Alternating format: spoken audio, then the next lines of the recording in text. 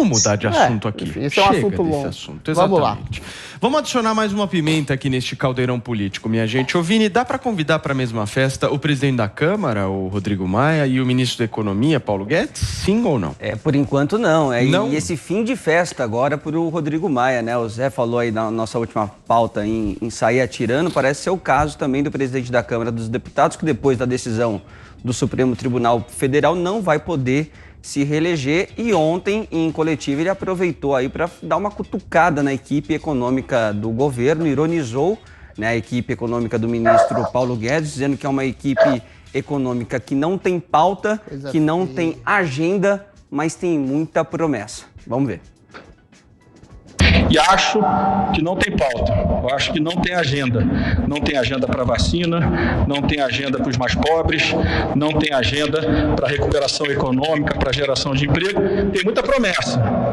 Você consegue fazer um livro, aliás, com 3 volumes das promessas que a equipe econômica fez e não botou nenhuma de pé até hoje. Pois é, Paulo, e o presidente da Câmara dos Deputados, Rodrigo Maia, também cobrou empenho para a aprovação da PEC emergencial, que prevê medidas temporárias de corte de despesas e que está parada há 1 ano. E para fazer uma espécie de comemoração desta data, Paulo Matias, de 1 ano, Rodrigo Maia pensa em levar um bolo até o Congresso. Vamos ver. Estou pensando em, para dar um alerta ao governo, trazer um bolo amanhã para comemorar 1 ano da promessa do governo de votar a PEC emergencial no Senado, 5 de dezembro de 2019, e já completou 1 ano e a PEC emergencial não foi votada. E se ela era importante no ano passado, para o próximo ano ela é decisiva. Tá aí o Maia todo irônico. Paulo Matias, o Ministério da Economia não comentou as declarações até o momento. Ignora. Muito bem. Zé Maria Trindade. Ô Zé, o Rodrigo Maia sai em fevereiro agora, né? Talvez seja por isso essas reações dele. O que você acha? Isso é uma guerra, né? São 2 disputas aí. A primeira disputa dele é com a equipe política do presidente Jair Bolsonaro. Aí tem aquela coisa de ex, sabe? Aquela história de ex, você dá uma olhada assim e vê o ex ali de braços dados com o outro e tal. É ex-amigo, no caso.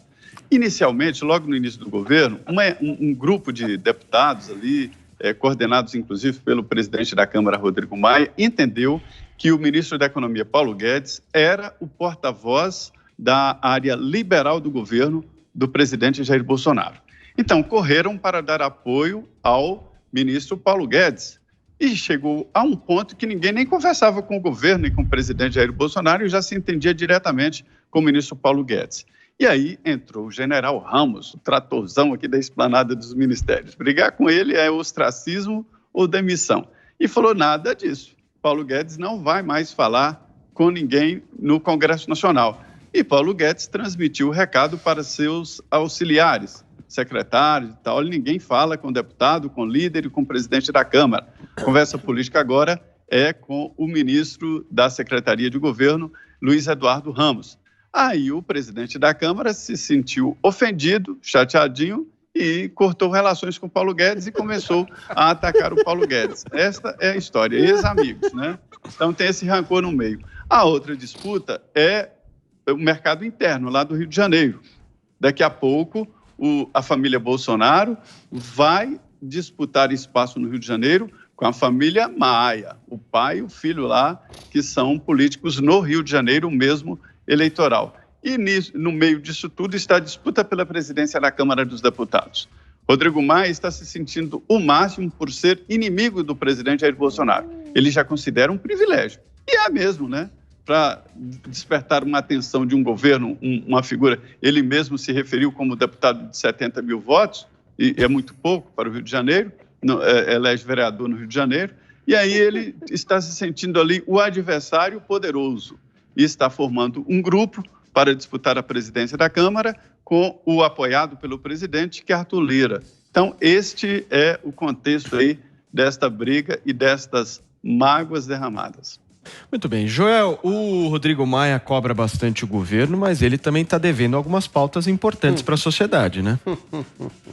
O Congresso também. Aí são os dois lados, de fato, atrasam muito, se perdem em discussões desnecessárias. Olha quanto tempo a gente perdeu com essa discussão absolutamente espúria sobre reeleição das presidências das casas, veio porque a gente podia estar discutindo mudanças relevantes para o Brasil, né? Então, sem sombra de dúvida, o Congresso também tem a sua culpa no cartório aí. Mas lembrando, não é só ele. A equipe econômica do Guedes também promete, às vezes lança coisas como a emergencial, mas não leva adiante a discussão também. Outras ela promete que vai vir, mas acaba não vindo, como a reforma tributária. Outra, para mim, a reforma tributária, aliás, no ano que vem, uma reforma que ajude realmente a produtividade da economia, tirando esse peso bizarro dos tributos aqui no país, seria uma das primeiras prioridades.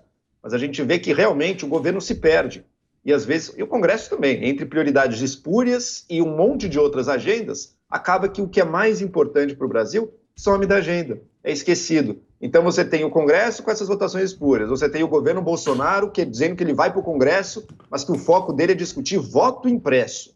E nisso, as mudanças que o Brasil realmente precisa para avançar, para equilibrar suas contas, votar orçamento, votar reformas, isso acaba se perdendo. O governo manda um monte de reformas também, às vezes não escolhe um foco, um passo de cada vez.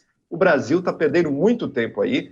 Eu acho que mais importante do que identificar culpados, será que tem mais o Rodrigo Maia ou mais o Paulo Guedes aí no culpado? É um chamado da população, a toda a classe de representação política, e dizer, olha, precisamos, agora estamos assistindo e precisamos ver um comprometimento em votar e fazer aquilo que o Brasil precisa.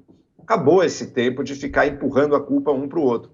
Eu tenho críticas profundas, sim, ao governo Bolsonaro, inclusive ao Ministério da Economia, especialmente nessa questão da tributária. Acho que tem sido um freio de mão puxado muitas vezes, mas o Congresso também atrasa muito e estamos aqui cobrando e esperando, enquanto aquilo que o Brasil precisa que seja feito atrasa.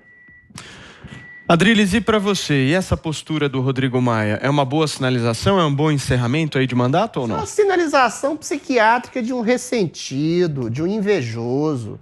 Tentou promover um autogolpe de permanência no poder e como o golpe não surtiu efeito, agora está aí, invejosinho, acabou de tentar se aproximar do Paulo Guedes. Como o Zé Maria bem disse, é só porque não tem uma aproximação direta, agora tem que falar com o general Ramos, ele se sentiu diminuído, entendeu? O que o Maia fez em relação à pauta do Congresso que ele poderia? É um poder independente, ele pode atuar, sim, na formulação de uma reforma tributária, de uma administrativa, de uma reforma política, ou seja, o que ele fez em relação à PEC da prisão em segunda instância, para as pessoas começarem a cumprir pena em relação à segunda instância? Nada. Depois da reforma Previdência, que ele chorando de maneira populista, colocou como se fosse mérito seu, mérito dele nada, mérito do governo, mérito da população que empurrou o Congresso a fazer uma pauta efetiva.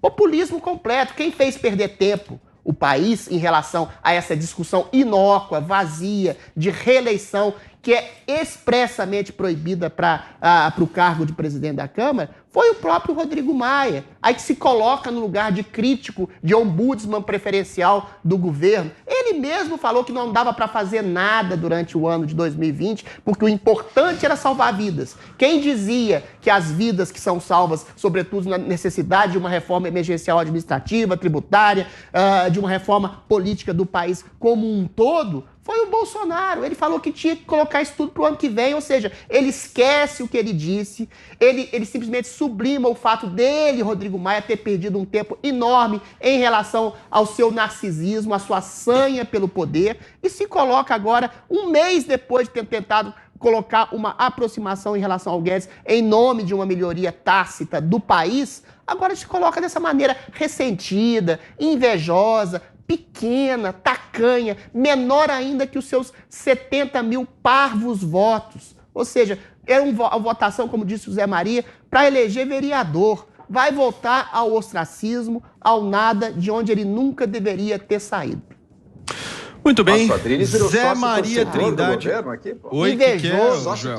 A Adriles é sócio-torcedor do governo Bolsonaro? O que é isso? Não, eu sou Adriles, sócio-torcedor da verdade. Eu acho um absurdo uma pessoa hipócrita. Se vocês não ficarem quietos enquanto cada um tá falando, ninguém que tá no rádio entende nada. Vai lá, Joel. Se teve reforma da Previdência no ano passado, foi graças, em grande parte, a um trabalho, sim, do Rodrigo Maia, de conseguir esses votos. Se tem a discussão avançada com boas propostas na Câmara e no Senado, mas estou falando da Câmara agora, PEC 45 de reforma tributária, olha, também pode botar na conta do Rodrigo Maia. Se você teve a discussão do novo Fundeb, financiamento da educação, que o Ministério da Educação não fez nada, ele ia deixar vencer sem sequer discutir o ponto, agradeça ao Congresso, agradeça ao Rodrigo Maia. Então a Adriles não tem essa de ficar torcendo por um lado. Ambos atrasam, sim, ambos têm erro, sim. O governo perde muito tempo com armas, com falsas discussões sobre meio ambiente, de coisas que nunca aconteceram, com pautas falsas discussões sobre meio ambiente, quem coloca é você e outras pessoas aceitam. Tipo moeda única Brasil-Argentina. Infelizmente, o governo perde muito tempo também, e você virar um torcedor do governo Bolsonaro contra o malvado do Maia. Desculpa, é uma análise ridícula. Joel, deixa eu te falar uma coisa. Eu sequer citei o governo, eu não fiz nem crítica, nem apologia ao governo aqui. O que eu estou dizendo é o seguinte, primeiro, deixa eu falar, Joel. Primeiro, o mérito da reforma da Previdência é mérito do povo, que entendeu a tradução que o governo federal fez em relação à necessidade urgente e emergencial da reforma da Previdência. O Maia fez o que ele deveria ter feito. Não fez mais do que obrigação, colocou em votação. Depois não colocou na mesa nem reforma tributária, nem reforma administrativa, nem reforma política. E colocou, falou explicitamente, não há espaço para qualquer tipo de discussão esse ano de 2020 que não seja salvar vidas. Quem falou que deveria salvar vidas através de reformas, através de economia, foi o Bolsonaro. Eu não estou fazendo apologia e crítica a ninguém. Eu estou fazendo um registro histórico. E quem perdeu mais tempo ainda em relação ao seu próprio ego narcísico de colocar uma reeleição para uma coisa absolutamente espúria, que é taxativamente proibida pela Constituição, foi o Rodrigo Maia. Quem mais perdeu tempo fazendo críticas acerbas ao governo e não ajudando em nada foi o Rodrigo Maia. E agora muda de posição, sendo que 2 semanas atrás ele estava puxando o saco do Paulo Guedes, agora fala que o Paulo Guedes tem que fazer um livro sobre promessas não cumpridas. Cara de pau, pelo amor de Deus. É hipócrita, ressentido e invejoso. A minha crítica é psicanalística ao Rodrigo Maia. Jodriles, por favor, nós podemos encerrar essa questão e eu poder me despedir do nosso Zé Maria Trindade? Beijo, José Maria. Muito bem, agradeço. Muito obrigado aos dois. Zé Maria Trindade, um beijo pra você, Zé. Eu amanhã te vejo por aqui, né? Como em todos os dias. Sim, e também confirma a notícia importante. Amanhã será sexta-feira. Boa, Zé.